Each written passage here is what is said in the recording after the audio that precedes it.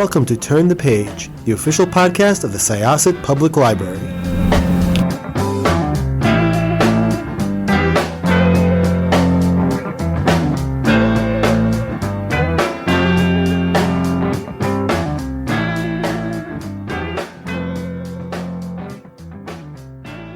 Hello, everyone. Welcome back to Turn the Page. I'm your host today, Jen, and I am joined by the author of a book that absolutely blew me away. I am so excited to have this conversation and to talk about the journey of this book, how it came to be. So welcome. Could I ask you to introduce yourself and your book, please? Of course, my name is Seth Haddon. I'm an Australian author of queer fantasy and sci-fi, and we're here to talk about Volatile Memory, which is my sci-fi debut coming out July 22nd. So thank you for your kind words. That's really lovely. Well, welcome. I'd love if you could start off by talking a little bit about your writing career and perhaps like your career in general, because you do a whole bunch of interesting things with video games and you studied ancient history.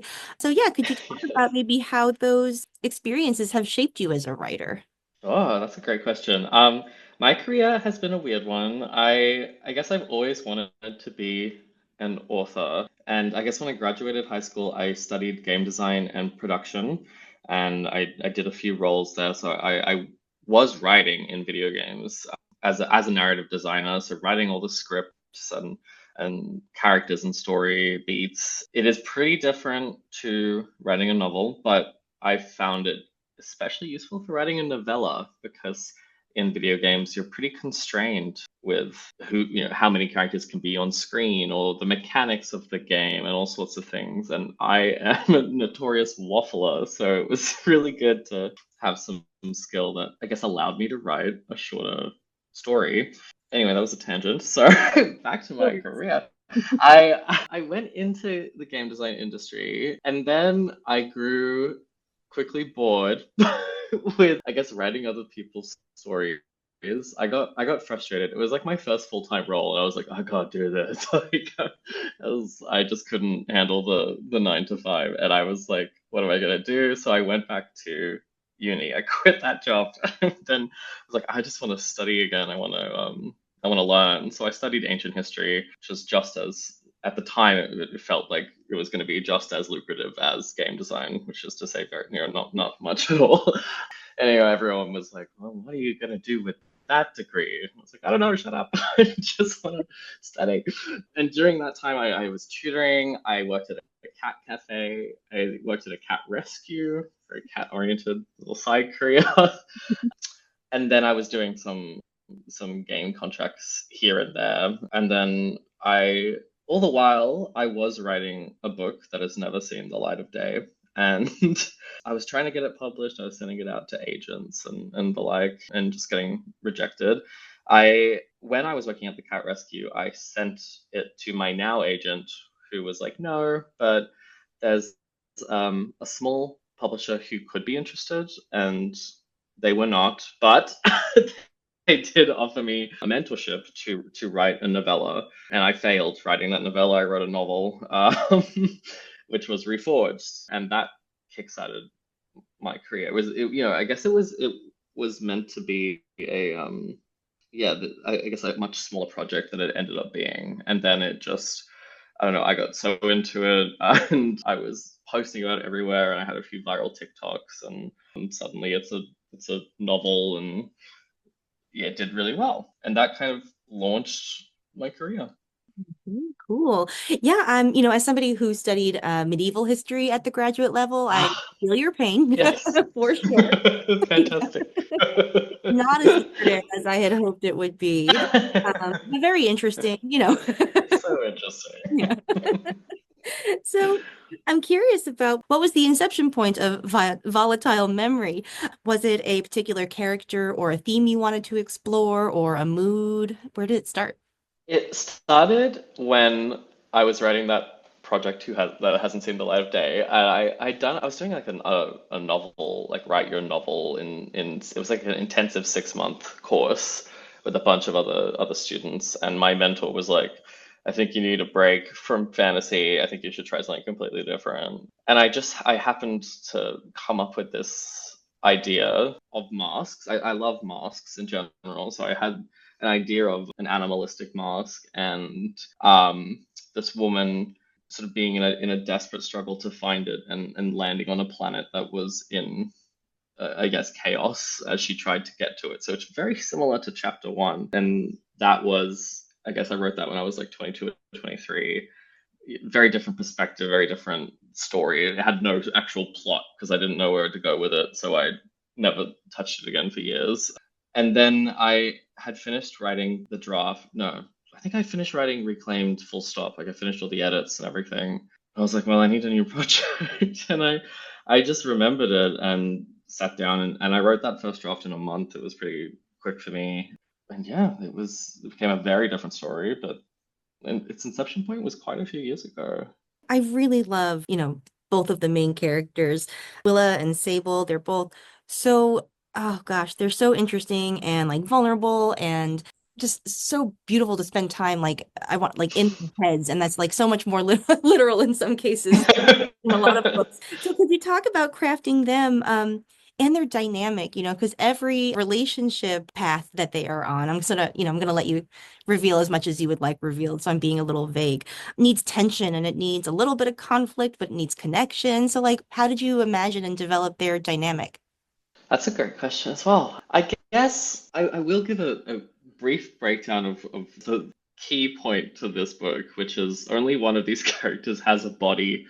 Um, and I think that is a huge point of tension for them because, having a relationship, whether that be romantic or platonic in general, and only having to share one body is insane. But it being explicitly romantic is, I think, adds another layer of struggle for them. So Willa is the character who has a body, and that body is a trans body, which I think is also another layer of complexity. I think initially in that first chapter I wrote, she wasn't trans, but I think it kind of made the story when I started to think about what I wanted to talk about, the theme being a sort of transhumanist world or trying to be transhuman in the like actual meaning of that term, beyond human, beyond the body, beyond this current limited experience of humanity as we understand it, and putting that concept in an ultra capitalistic dystopian hellscape, that is an immediate point of tension. And then sort of thinking of transhumanism and being a transhuman, that immediately opened up a world of possibilities. So I have Willa being a trans woman and Sable being something that may not be human at all. Or, the question becomes, is she human? Is she woman? Does her connection to the body or lack thereof change those things? Is she just AI that thinks it was human once? And does that end up mattering? And when you put those two together, where you have someone who's struggled under this dystopia that really wants to control people and control bodily expression, and someone who has struggled with her womanhood in the past in other ways, then it becomes this really beautiful thing. But they're not very similar people at all. I think Willa starts off like she's quite an anxious woman. She's living in a world where she has to fight to survive in a very literal sense all the time. And she is really self-conscious and she's done so much to alter her body. And then you have Sable, who's sort of divorced from her body, but also divorced from, I think, any sort of normal human morality. Like she's just like rage incarnate, but also like, yeah, she's a strange character because there's so much of her that is no longer confined to the human, and so she ends up being a very fun character to write, but strange to describe, I'm finding. Yeah. Ah, I'm glad that you brought up the sort of the late capitalist hellscape angle of it all, because that's like a really interesting setting to explore all these themes that you're talking about. There was one scene, I can't remember exactly what it was, but I wrote a marginal note where Willa is being sort of, she's experiencing trans misogyny from a person she's encountering, and and I think there's a comment about how she fits into the system, and I wrote capitalism abhors an individual. But then later, Yeah. well, that sort of disrupts that a little because is a disembodied AI an individual, and can that be exploited by capitalism? And lots of interesting questions. Yes, thank you. Yeah, exactly. I think like I have some pretty like on the no nose lines about being an individual in under capitalism, especially late stage capitalism, and how they just want to stomp you out. And that is the point of it is to make sure that you are controllable in every sense of the word. So awful to explore, but ultimately fun. Yeah, absolutely. So I'd love to talk a little bit more about how some of the things that we've been talking about relate to the way that you use, I hope I get the right word, but the person in which the story is told. Because I think Mm, it's a really interesting aspect of the story that I really, really loved. And I love the second person narrative. It's so immersive for me. And I'm like, yes, like I feel like, yeah, I'm on board because like it's a story being told to me. So could you talk about how you made your choices around the person in which to tell the story? I'm not entirely sure how it came about. I know for a fact I had read Harrow the Ninth and was like, what? Like this is brilliant. Holy crap.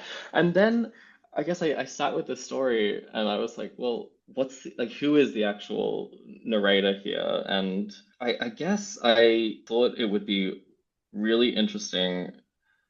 I guess when I thought about these characters and their dynamic, and I thought about only having one body, and then also having this sort of AI trying to remember what it was to be human, and then experiencing emotions and physicality sort of like once removed, it sort of made sense that she became the narrator, and it's like you're doing this, because that's how she's experiencing it.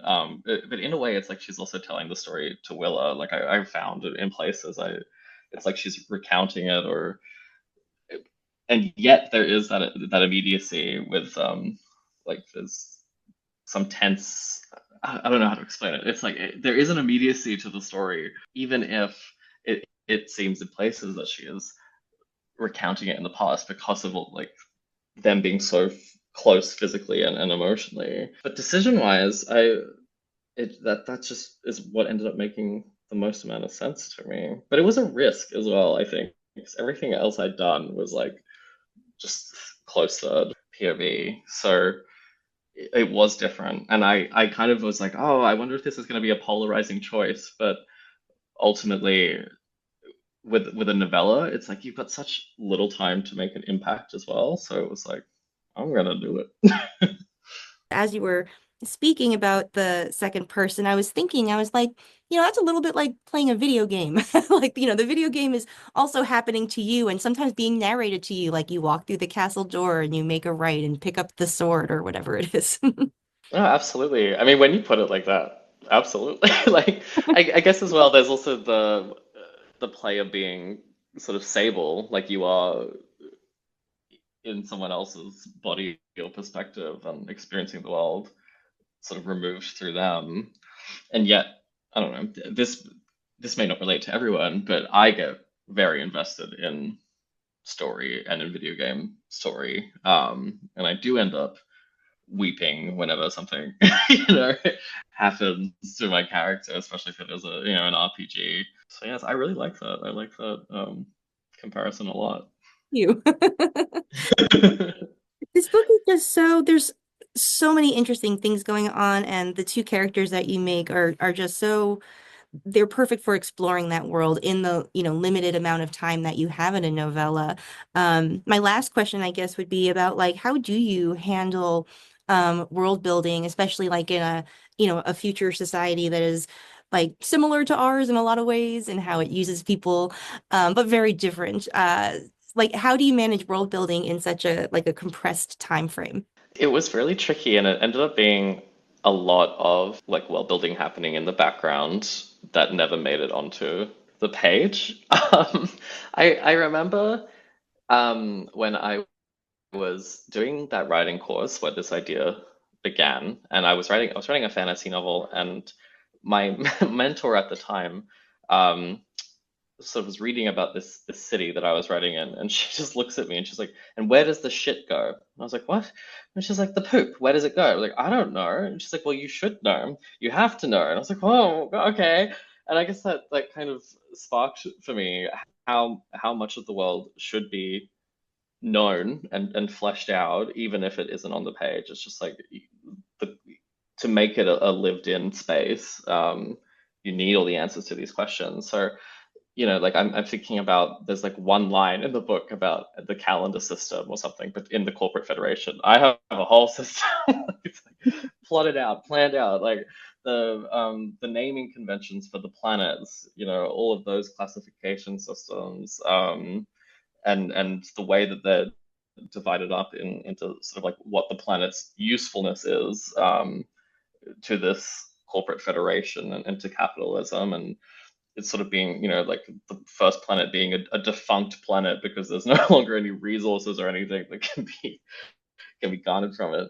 I guess it's really hard to balance because it is 40K max. And so I think that's something I've struggled with, being someone who likes to expand on a lot of things. But being forced to be economical with your words can be really useful, because you're forced to consider what is necessary to make this world seem lived in and awful without, I guess, dumping a lot of exposition everywhere. So I guess I do draw a bit from like video games. I'm thinking about like environmental storytelling, which in video games is like there'll be graffiti somewhere, there'll be whatever, which I guess a lot of people, there are some people who think that's quite unrealistic, but I completely disagree as someone who studied ancient history, and you end up with graffiti drawn on walls, or just like, I was here, like, okay, like humanity has been so similar for so long that I think it is pretty realistic. And so, I end up having adverts in places, or, holoprops, and just random people, random sects that I didn't get any words to explore, but they just exist in this world to me. So yeah. Do you think that's like you'll ever go back to that like deep well of world building you've made to like tell another story in that universe, or return to this story? Well, yeah, because I'm writing the sequel right now. So it is a duology. So the second book is in the works, and it's been great so far, because I have had a chance to explore, more in the world, and also the follow-on effects of book one, and so taking these two characters and being like, well, what happens next to you, and what happens next to your dynamic, and how does the world respond to you now that they, there's more awareness of who and what you are. So that's been really, really fun. That's great to hear. I am so excited. And thank you so much for, taking the time to talk to our show. I'm so excited to recommend this to our patrons and to share it with everybody. And yeah, I'm very grateful for your time. Thank you. Oh, I'm so grateful to have this chat. Thank you so much for engaging with my work, and that you've said such lovely things about it. So I really, really appreciate that. Ooh. Okay, listeners, it's your turn now. Please check out Volatile Memory. By the time that you hear this, it'll be out in the world. So go to your favorite bookstore or library or website, wherever you like to go for your books. Thank you so much for joining us. It's time to close this chapter. It's time to close this chapter of Turn the Page. Join us for the next episode.